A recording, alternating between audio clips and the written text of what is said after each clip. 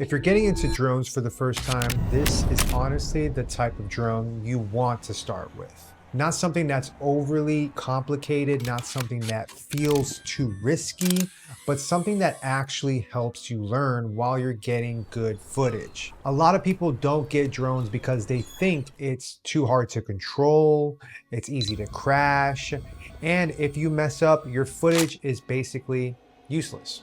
And that's exactly what this is trying to fix. Even though this is a beginner-friendly drone, the image quality is not beginner level. Getting 8K 60 frames per second video, super sharp detail, and really clean dynamic range. So whether you're shooting for fun or content, it actually holds up. This isn't one of those drones you're going to outgrow right away.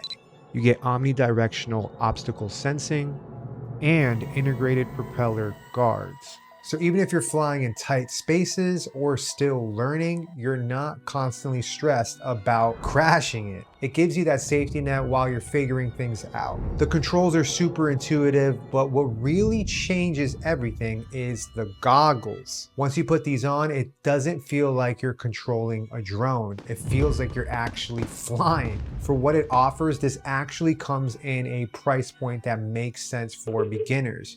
You're not paying for something that overly complicates things, but you're also not stepping into something cheap. It's that middle ground where you can grow into it. And this is something I didn't expect. You don't need a bunch of practice or multiple takes to get a good shot. With one flight, you can already create something that looks cinematic. And for content creators, that's huge.